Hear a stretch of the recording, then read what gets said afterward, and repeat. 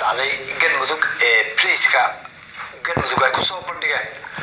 gabadh ay sheegeen in ay nin iska dhigtay oo ay guursatay gabadh oo waliba ay ilmo ka dhashay arrinkaasi oo ah arrin aad ugu adag in maskaxda qofka bini'aadamka uu galo amaba ay maskaxdu qaadato ayaynu eegi doonaa qaladaadka iyo dambiyada ka jiray arrinkaasi laga dhex arkayay hadalladii bariiska haddii aan dib u raacno waxay ahaayeen hadallo isburinaya oo tuhun ku dhalinaya in bariisku ay ka been sheegayeen gabadhaasi ay ku tilmaameen in ay nin iska dhigtay laba qodob oo qura haddii aan ku soo qaadano waxa ay bariisku soo gudbiyeen oo ay warkooda ku dareen marka ugu horreysaba in ay gabadhan ku heleen kadib markii la soo dacweeyey oo ay dad u soo sheegeen bariiska amaba ay ka soo dacwoodeen isla hadalkaasi oo aan dhammaan ayaa ninkii u hadlayay bariiska waxa uu sheegay in gabadhan ay soo qabteen kadib markii ay muddo dheer daba socdeen labadaasi hadalba waxay noqonayaan laba hadal oo ka been sheegaya dhacdadaasi qadaadka la galay ayaa waxay ahayd sharci ahaan iyo weliba diinta islaamka ta bini'aadamnimo iyo caqliyan in qalad weyn uu ahaa in miidiyaha loo isticmaalo oo la keeno gabadh weliba lagu sawiro oo bulshada loo soo gudbiyo iyadoo aanay maxkamadi xukumin oo dembigii lagu cadaynin gabadhaasi dembiyada laga galay waxaa ka mid ahaa in qalabka ama agabka sida ay sheegeen ay u isticmaalaysay ninnimada amaba raganimada in ummadda soomaaliyeed loo soo bandhigo iyadoo sawirra laga qaadayo dabeetana miidiyaha la soo gelinayo qalabkaasi iyo agabkaasi meesha lasoo dhigay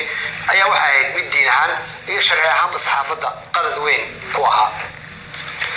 gabadhaasi la hor keenay warbaahinta ee ummadda soomaaliyeed loo soo bandhigay iyadoo eedda dusha laga saaray oo lagu magacaabo deeqa 10 sannadood ayay xanuunka dhimirka amaba madaxa ay ka cabanaysay oo ay la tacaalaysay sida ka muuqata muuqaalkeedana waxaad arkaysaan inay ahayd qof tacbaana oo xanuun la ildaran oo markaasi xataa hadalku uu dhibayo su'aalaha la weydiinayana aan ka jawaabi karin waxaa markiiba muuqaalkaasi lagu faafiyey baraha bulshada iyadoo milyan qof ay daawadeen dadkuna markaasi ay wadaageen amaba facebooka ay isu gudgudbinayeen iyagoo markaasi ku jeesjeesaya qaarkoodna ay dhalanteed iyo ciyaar ay ka dhiganayaan oo ay leeyihiin isuguna baaqayaan badaawada gabadhii ninkaas ka dhigtay iyo waxa isticmaalaysay qaarkoodna ay sii bulbulaaranayaan mawduuca oo ay leeyihiin intaasoo gabdhood ayay qabtay 3 gabdhood ayay markaasi gabadhaasi ay qabtay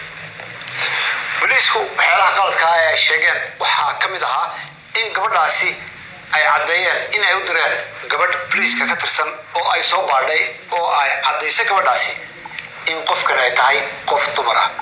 haddana isla boliiskii ayaa leh gabadh ayayba ilmo ka dhashay labadaasina waa laba arrimood oo aad u kala fog hore may dhicin gabadh ilmo ka dhashay dambiyadaasi la faafiyey ayaa waxay u badnaayeen hubsimo la'aan ay shacabka soomaalida amaba dadka soomaaliyeed ay had iyo jeer iska leeyihiin oo ay ku degdegaan oo dhacdo kasta oo loo soo bandhigo ay markaba jecel yihiin in ay saaxiibadood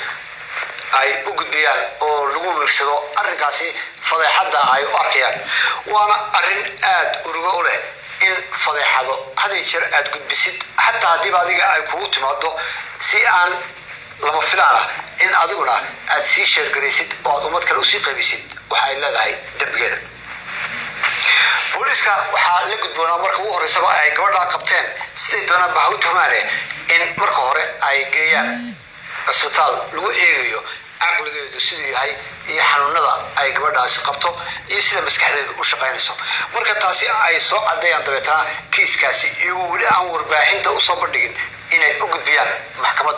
maxkamadduna markaasi go'aan ay ka gaadho sida aad ka aragtaan had iyo jeer telefishinada iyo saxaafadda caalamiga ah waxaa la sameeyaa sawirada la qaadayo dadka la tuhunsan yahay amaba loo xil qarinayo ee cudurrada qaarkood qaba amaba dambiyada qaarkood qiranaya inaad aragteen ayaa laga yaabaa in wejigooda la qariyo oo hadalkii xataa codka si kale loo dhigo si qofka codkiisa aan loo garan